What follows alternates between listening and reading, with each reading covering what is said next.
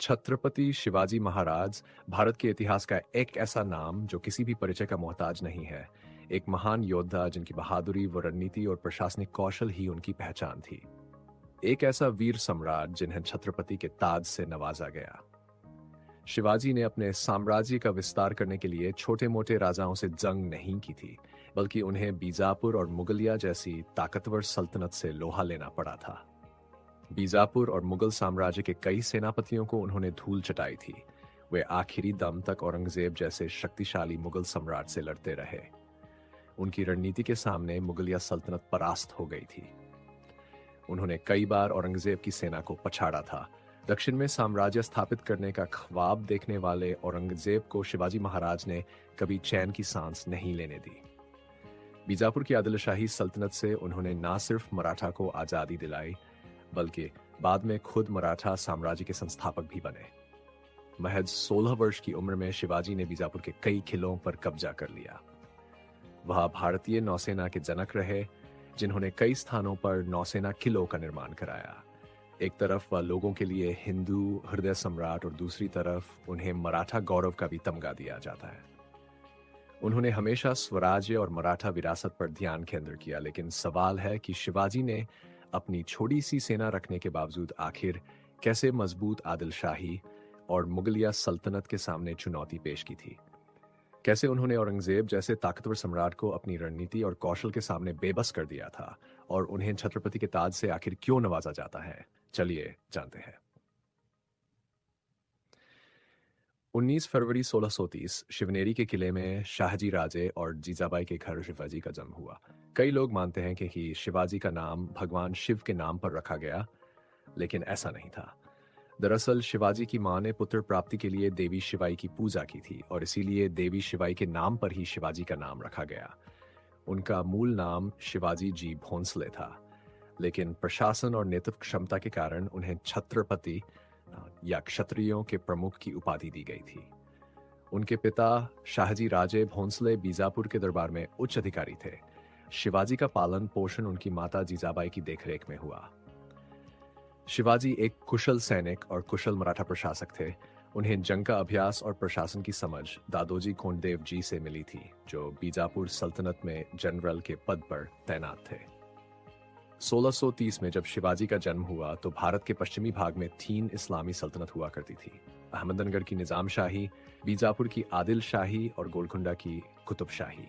ये तीनों आपस में लड़ते रहते थे, लेकिन आपस की लड़ाई के अलावा उत्तर की तरफ से मुगल इन सल्तनत को अपने राज्य में मिलाने के लिए लगातार दबाव डाल रहे थे कि दक्षिण भारत में मुगलों का वर्चस्व कायम हो सके। उस समय दिल्ली में शाहजहां का शासन था।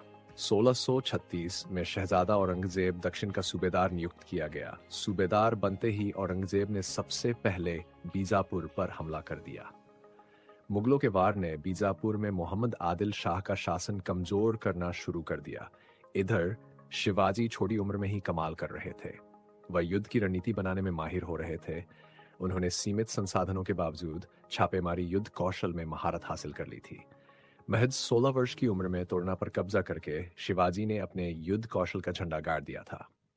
1646 में सुल्तान मोहम्मद आदिल शाह बीमार पड़ गया। उसकी बीमारी के चलते बीजापुर की सल्तनत और कमजोर हो गई। इस वक्त का फायदा उठाते हुए शिवाजी ने तोरना पर धावा बोला और कब्जा कर लिया। वहां मिले बड़े खजाने को शिवाजी ने जब्त कर लिया। बीजापुर के सुल्तान को उनकी तरफ से मिला पहला तगड़ा झटका था। शासन की कमजोरी के चलते बीजापुर अराजकता का शिकार हो चुका था। इस कमजोरी का फायदा उठाकर सामंतों ने बीजापुर के अधिकतर किलों पर अपना अधिकार जमा लिया। शासक को कमजोर पड़ता देख शिवाजी ने मराठों को संगठित किया और बीजापुर के दुर्गों को जीतने की योजना बनाई। अगले 2 साल के भीतर शिवाजी ने पुणे के पास कई महत्वपूर्ण किलों पर अपना कब्जा जमा लिया। इनमें कोडना और पुरंदर जैसे वे किले शामिल थे, जो बीजापुर के ताकतवर हिस्से माने जाते थे। बाद में शिवाजी ने राजगढ़ किले पर भी कब्जा कर लिया। उन्होंने पुणे के पूर्व में सुपा, बारामती और इंदापुर के आसपास के क्षेत्रों को भी अपने सीधे नियंत्रण में ले लिया। इसके बाद शिवाजी ने पश्चिम की ओर कोंकण की तरफ रुख किया और कल्याण के अहम शहर पर कब्जा कर लिया। बीजापुर सल्तनत के भीतर इन घटनाओं ने खलबली मचा दी। आदिल शाह के सामने शिवाजी को बंदी बनाने की और उन पर कड़ी कार्रवाई करने की मांगे उठने लगी, लेकिन ये वह दौर था जब आदिल शाह शिवाजी के बढ़ते प्रताप से आतंकित हो चुका था। आदिल शाह शिवाजी को बंदी नहीं बना सका, लेकिन उसने उन पर वार करने के लिए एक दूसरी चाल चली। 1648 में आदिल शाह ने शिवाजी के पिता शाहजी को गिरफ्तार करवा लिया। सूचना मिलते ही शिवाजी आगबूला हो उठे। उन्होंने नीति और साहस का सहारा लिया और छापेमारी कर जल्द ही अपने पिता को इस कैद से आजाद करा लिया। 1649 से 1655 के शिवाजी ने अपनी विजय यात्रा पर खुद से ही लगाम लगा दी और अब तक मिली अपनी बढ़त को वो चुपचाप रहते हुए और मजबूत करने में जुट गए हैं भी उनकी रणनीति का ही हिस्सा था, जिसका नतीजा यह हुआ कि शिवाजी बेहद मजबूत बनकर दोबारा उसी तेवर में उभरे। 1656 में महाबालेश्वर के वर्तमान हिल स्टेशन के पास जावली की घाटी पर उन्होंने कब्जा कर लिया। इस जीत ने शिवाजी को दक्षिण और दक्षिण पश्चिम महाराष्ट्र में आगे बढ़ने की राह खोल दी, लेकिन 6 साल तक युद्ध से दूर रहे शिवाजी शाही सल्तनत से अदावत अभी भी खत्म नहीं हुई थी। बीजापुर की मुख्य रानी बड़ी बेगम साहिबा ने अपने दरबारियों को पूछा कि बीजापुर में ऐसा कौन सा शख्स है जो शिवाजी को कुचलने की ताकत रखता है। जवाब में आदिल शाही हुकूमत के सबसे बड़े लड़ाकू अफजल खान ने सबसे पहले हुंकार मारी। मशहूर इतिहासकार जदुनाथ सरकार अपनी किताब शिवाजी एंड हिज टाइम्स में लिखते हैं कि अफजल खान ने बीजापुर के दरबार में डींग हांकी कि शिवाजी कौन है। मैं उसे यहाँ जंजीरों में बांध कर लाऊंगा और ऐसा करने के लिए मुझे अपने घोड़े से नीचे उतरने की जरूरत भी नहीं पड़ेगी। असल में अफजल खान की शिवाजी के परिवार से बहुत पुरानी दुश्मनी थी। शिवाजी के पिता शाहजी राजे भोंसले और अफजल खान दोनों ही बीजापुर सल्तनत के लिए काम किया करते थे। शिवाजी के पिता शाहजी को एक समय अफजल खान ने ही गिरफ्तार किया था और उन्हें जंजीरों में जकड़कर बीजापुर ले गया था। शिवाजी और उनकी मां जीजाबाई का मानना कि शिवाजी के बड़े भाई संभाजी की हत्या में भी अफजल खान का ही हाथ था। शिवाजी के मन में अफजल खान की छवि एक ऐसे व्यक्ति की थी जिसने उनके पिता के साथ बुरा बर्ताव किया था और उनके भाई की हत्या की साजिश रची थी। ऐसे में जब अफजल खान ने शिवाजी को पकड़ने का कदम, तब दोनों के बीच कई संदेशों का आदान प्रदान हुआ और अंततः 10 नवंबर 1659 को दोनों की मुलाकात हुई। इस मुलाकात के दौरान अफजल ने शिवाजी को अपनी बाहों के घेरे में लेकर मारने की कोशिश की, पर शिवाजी इस चाल को पहले ही समझ चुके थे और उन्होंने अपने हाथ में बग्न हथियार यानी बाघ के नाखून जैसा हथियार छिपा रखा था। इसी से वार कर शिवाजी ने अफजल खान को मौत के घाट उतार दिया। अपने सेनापति को मरा पाकर अफजल खान की सेना वहां से भाग खड़ी हुई। उधर 1656 में बीजापुर के सुल्तान आदिल शाह की मौत के बाद औरंगजेब ने वहां आक्रमण कर दिया। शिवाजी ने औरंगजेब को बीजापुर पर हमले में मदद करने की पेशकश की। इस पेशकश के बदले शिवाजी को बीजापुर के किलों और उनके कब्जे वाले गांवों पर उनके अधिकार को औपचारिक मान्यता मिल गई। इस दौरान मुगलों और शिवाजी के बीच रिश्ते बहुत अच्छे बने रहे, लेकिन अगले ही साल यानी 1657 में शाहजहां ने अपने सबसे बड़े बेटे दारा शिकोह को अपना उत्तराधिकारी घोषित कर दिया। इस बात से औरंगजेब आग बबूला हो गया और शाहजहां के इस फैसले को मानने से उसने इनकार कर दिया और औरंगजेब ने फरवरी 1658 में खुद को सम्राट घोषित कर दिया और मई 1658 में सामूगढ़ की लड़ाई में दारा शिकोह को शिकस्त देकर औरंगजेब ने निर्णायक जीत हासिल कर ली। मतलब मुगलिया सल्तनत पर औरंगजेब का कब्जा हो गया। औरंगजेब ने शाहजहां को बेदखल कर दिया और सत्ता पर अपनी पकड़ मजबूत करनी शुरू कर दी। उसका पूरा ध्यान उत्तर भारत की रियासतों पर था, जिसकी वजह से मुगलों के हाथ से दक्षिण भारत निकलता जा रहा था। इन परिस्थितियों का फायदा उठाते हुए शिवाजी ने दक्षिण में मुगल इलाकों पर हमला उन्हें अपने कब्जे में ले लिया। अहमदनगर और रेसिन के दुर्ग पर भी शिवाजी ने धावा बोला। इस वजह से औरंगजेब और शिवाजी के बीच रिश्तों में कड़वाहट आ गई और औरंगजेब ने जब उत्तर भारत की रियासत पर अपनी पकड़ बना ली, तब उसने दक्षिण के बारे में सोचना शुरू किया। लेकिन उस वक्त तक शिवाजी दक्षिण के 40 दुर्गों पर कब्जा कर चुके थे। ऐसा नहीं था कि दक्षिण भारत से मुगलिया सल्तनत बिल्कुल बेखबर थी। मुगल सैनिक पूरे दक्षिण भारत में फैले हुए थे, लेकिन शिवाजी की शानदार युद्ध नीति के सामने दक्षिण में वे बेबस हो गए थे। शिवाजी पहाड़ी किलों को अपनी युद्ध रणनीति का एक महत्वपूर्ण हिस्सा मानते थे। वे हर किले के अंदर एक ही पद वाले 3 अधिकारियों को तैनात करते थे, ताकि उनमें से अगर कोई एक दुश्मन से मिल भी जाए तो भी किले को आसानी से फतह नहीं किया जा सके। गोरिल्ला तकनीक उनकी युद्ध रणनीति की मजबूती थी। शिवाजी छोटे छोटे गुटों में बटकर दुश्मनों पर हमला किया करते थे। हमला करते ही शिवाजी और उनकी सेना तुरंत गायब हो जाती थी और पहाड़ के दुर्गों में छिप जाती थी। शिवाजी ने एक ताकतवर नौसेना भी बनाई थी। शिवाजी जानते थे कि कोंकण तट पर नियंत्रण बनाए रखने के लिए उन्हें मजबूत नौसैनिक शक्ति हासिल करने की जरूरत होगी। लिहाजा उन्होंने 1657 में ही अपनी नौसेना का निर्माण शुरू कर दिया था। इसीलिए उन्हें भारतीय नौसेना के पिता के रूप में भी जाना जाता है। उन्होंने जयगढ़ और विजयदुर्ग व सिंधुदुर्ग तथा अन्य कई स्थानों पर अपने नौसेना किलों का निर्माण कराया। उस जमाने में उनके पास 4 अलग-अलग प्रकार के युद्धपोत भी हुआ करते थे। मराठा इतिहास का दावा है कि उनके बेड़े में लगभग 400 युद्धपोत थे। हालांकि समकालीन अंग्रेजी इतिहास के मुताबिक यह संख्या कभी भी 160 से अधिक नहीं हुई थी। दक्षिण भारत में धीरे धीरे मराठा साम्राज्य शिवाजी के नेतृत्व में मजबूत होता चला गया। औरंगजेब भी शिवाजी की ताकत से अच्छी तरह वाकिफ हो चुका था। उसने शिवाजी पर अंकुश लगाने के लिए अपने मामा शाहिस्ता खान को दक्षिण का सूबेदार बनाया और 1.5 लाख की फौज के साथ शाहिस्ता खान को पुणे भेजा। शाहिस्ता खान 3 सालत कमावल में लूटपाट करता रहा। खान की इन हरकतों का जवाब देने के लिए अप्रैल 1663 में शिवाजी ने शाहिस्ता खान पर हमला कर दिया। इस हमले में शाहिस्ता खान की 4 अंगुलियां कट गई और उसके बेटे अबुलफ्तेह को मराठों ने मौत के घाट उतार दिया। इस समय तक शिवाजी का खजाना लगभग खत्म हो चुका था। अपने खत्म हो चुके खजाने को फिर से भरने के लिए 1664 में शिवाजी ने बंदरगाह शहर सूरत को लूट लिया। सूरत मुगलों के लिए समृद्ध और मुनाफे वाला व्यापारिक केंद्र हुआ करता था। 13 फरवरी 1665 को शिवाजी ने वर्तमान कर्नाटक में पुर्तगालियों के कब्जे वाले बसरूर पर भी नौसैनिक हमला किया और एक बड़ी लूट हासिल की। उधर शाहिस्ता खान पर शिवाजी के हमले और सूरत में हुई लूट से औरंगजेब तिलमिला उठा था। जवाब में उसने शिवाजी को हराने के लिए राजपूत जनरल जयसिंह को लगभग 15,000 की सेना के साथ भेजा।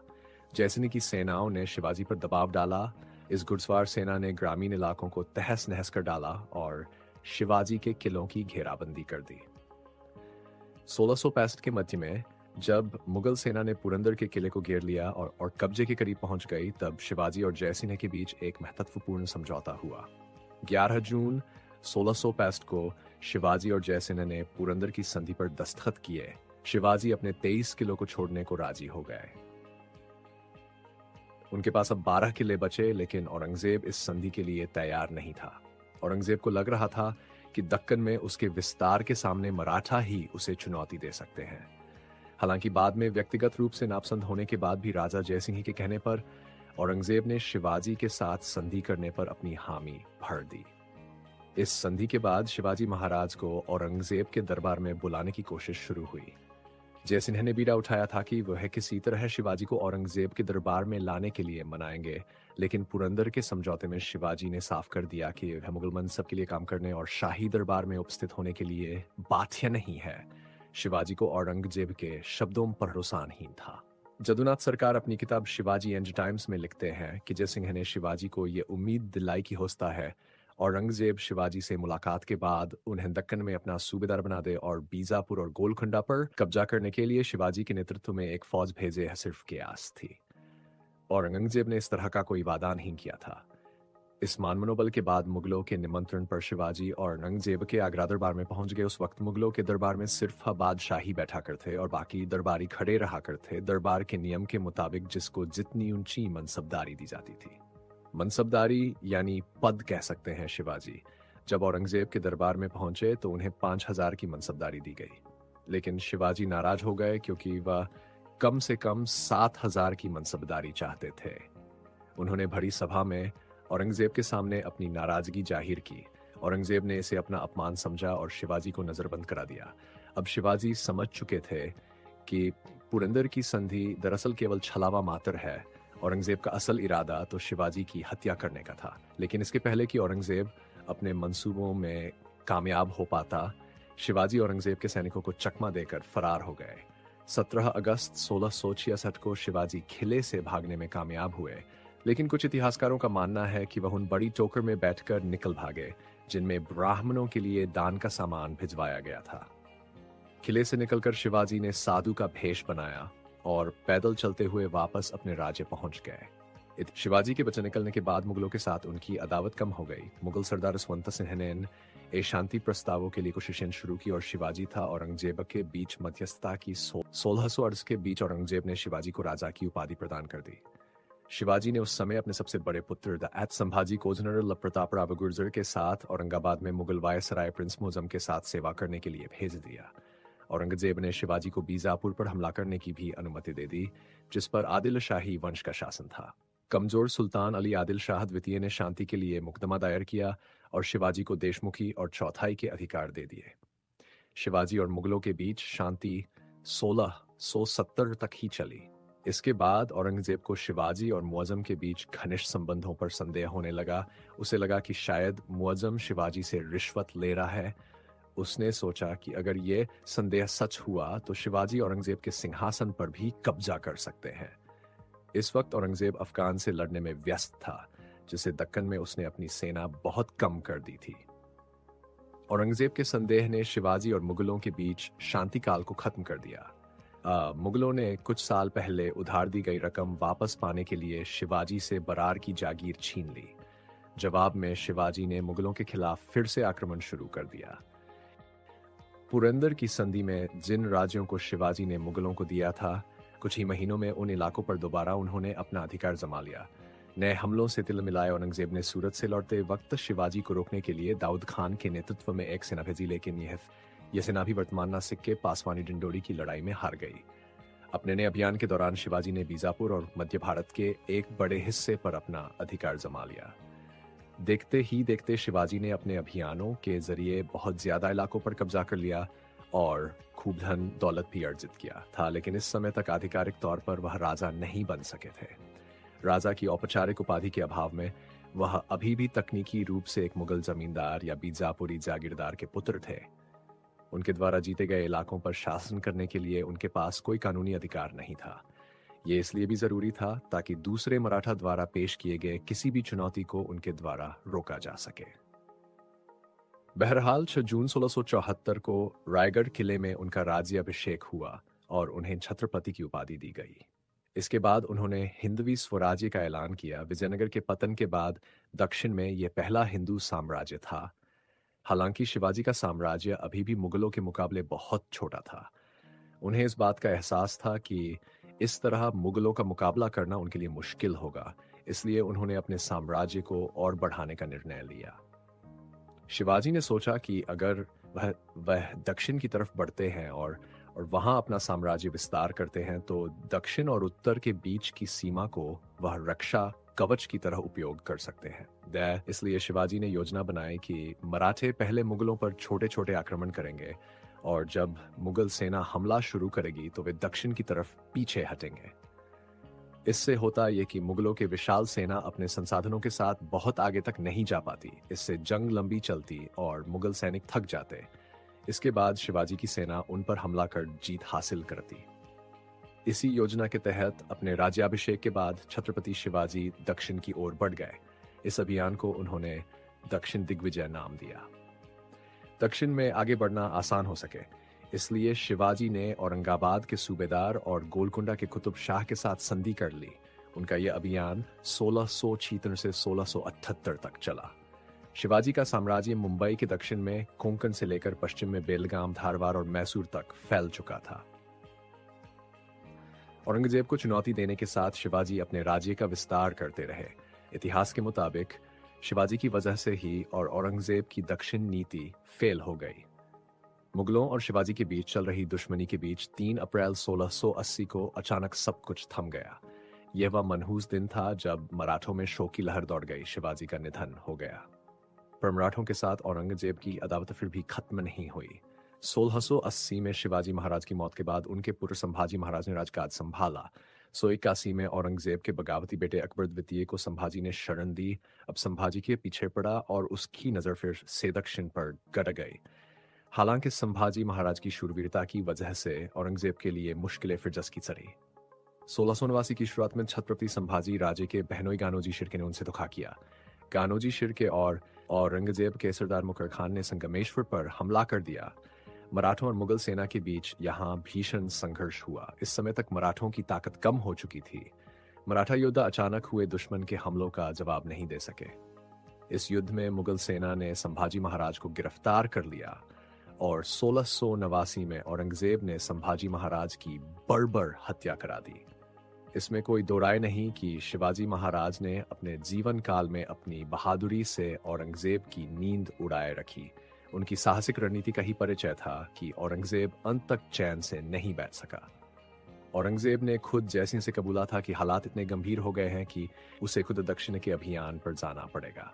आगरा से शिवाजी के बच निकलने और सूरत पर उनके दूसरे हमले 30 किलों पर दोबारा कब्जा किए जाने के बाद औरंगजेब के पास दरकूच करने के अलावा कोई चारा नहीं बचा था। अपने निधन से पहले शिवाजी ने औरंगजेब को मजबूर करता कि वह दक्षिण में अपने घटते हुए असर को दोबारा पाने के लिए वहां मार्च करें हुआ भी और अपनी मौत तक औरंगजेब उत्तर भारत लौट नहीं सका। दोबारा 1911 में रविंद्रनाथ टैगोर ने मॉडर्न रिव्यू में लिखा कि शिवाजी एक हिंदू साम्राज्य स्थापित करना चाहते थे। जवाहरलाल नेहरू ने भी डिस्कवरी ऑफ इंडिया में लिखा, शिवाजी महाराज हिंदू राष्ट्रवाद के पुनरुत्थान के प्रतीक थे। हालांकि उनका हिंदू राज्य हिंदुओं और गैर हिंदुओं दोनों के लिए था। उनकी सोच समावेशी थी। वह हिंदू और मुस्लिम दोनों को एक जैसा समझते थे। वह धर्म के आधार पर भेदभाव को घिनौना और अनैतिक मानते थे। उनकी सेना में मराठों और दूसरे हिंदुओं की तरह मुसलमानों को भी शामिल किया जाता था। उनकी नौसेना के दो आला अधिकारी दारिया सारंगवत जी और दौलत खान मुसलमान थे। उनके एक और आला सैनिक अफसर नूर बेग थे जो मुसलमान थे। शिवाजी ने अपने सलाहकारों के विरोध के बावजूद 7 सुल्तानों को अपनी सेना में शामिल किया।